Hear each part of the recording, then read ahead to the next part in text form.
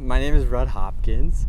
I was on the first episode of the Mormon Bachelorette, and I'm from Camarillo, California, about 45 minutes north of Los Angeles.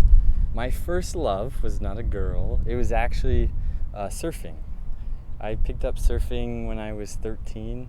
I learned actually in Hawaii, and then I came back to California. It comes naturally in that area, so I kept surfing. My dad is an influential person in my life, as I hope most are. I grew up never seeing him wear a regular tie. We would always avoid going in public with my dad sometimes because it could be a little weird. You might want to, not like a creepy weird, but just, draws attention. So he did sales for his profession, and what he would do is he would make chocolate bow ties, and that was his business card. So people remembered the chocolate, but also the bow tie. And so throughout growing up, people would ask me who my dad was, and I would say the bow tie guy. They didn't have to know his name. And they always knew who I was talking about. I started wearing them, and people would say things like, "Oh, great bow tie, I really like your bow tie, you could pull it off," things like that. And then I would alternate, long tie, short tie, and then people would give me grief when I would wear long ties and say, "What happened to your other tie?" So I started wearing ties every day. Now people make comments where, "I didn't know you wore anything other than a bow tie." So I use them a lot, and people will always remember. I met Ashley about 2 months ago. There was a Huntington Beach mid-single adult conference, and my friend who lives here as well knew Ashley, and he introduced me to her. And I'd seen the video before of her application for the Mormon Bachelorette. So I knew, she's on the path to stardom. So I looked for her coattails and grabbed on. I know Ashley is, we'll call it a driven person. She loves television too. I saw the television interviews, they're great. I know that she likes to do a lot of active things, and I know that I'm entertained when I'm around her. She's a great person just to talk to, and does things that could be called spontaneous. So I'd really look forward to combining TV and Ashley to get the best of her. I have a friend lives here in Mesa. In his backyard they have an authentic Italian brick oven. So with that, we're going to be making pizza, various assortments. Some are family recipes, others are just generic. And then we're going to go take those pizzas, and some of them at least, and deliver them to some of the neighbors around the house. Nothing makes you feel better than service. And then after that, we'll be eating the pizza. Be a little other tricks we'll just say up the sleeve. Serenade by a violinist and some other things. And then after that, we also made some homemade ice cream. I kind of just made it tonight. In that recipe, it's a combo of apple and strawberry vanilla ice cream. See how it turns out. And then we're gonna go to a spot near his house and eat the dessert. And then she'll start in my eyes and get lost. Yeah.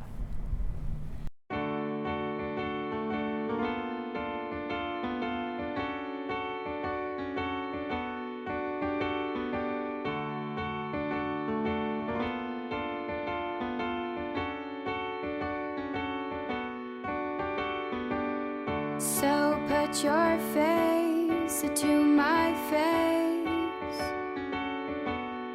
'cause I wanna look at what I'll look at the rest of my days.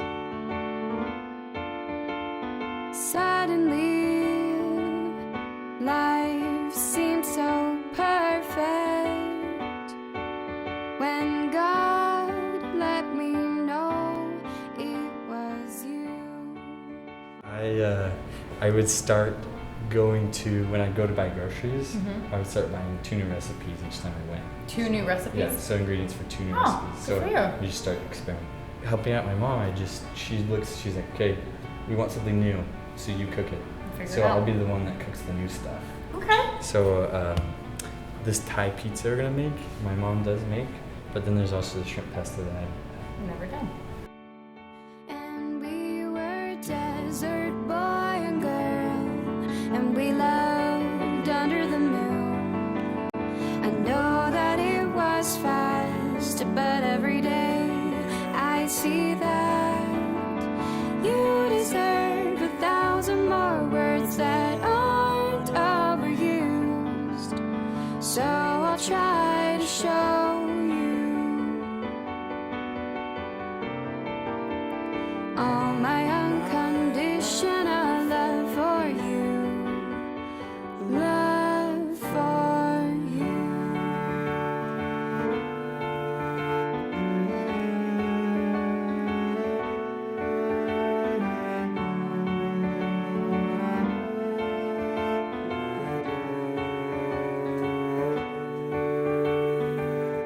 You know me like I know me, and when I look into your eyes, I know you,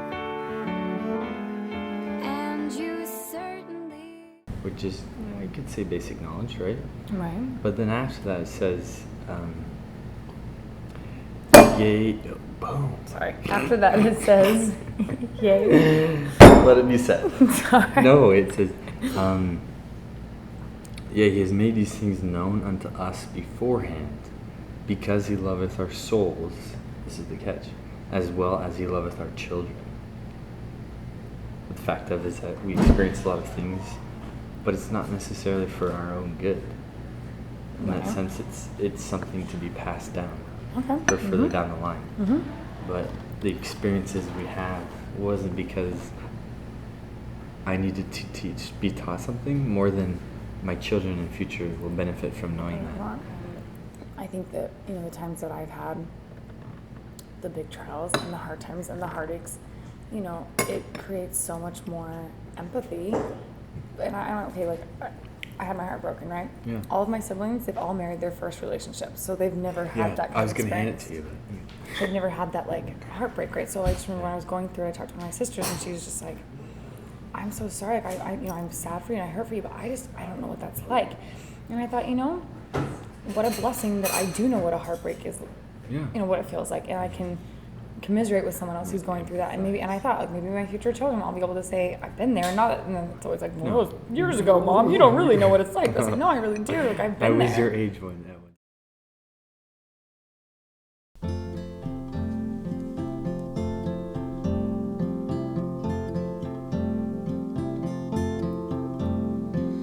Look at the rain.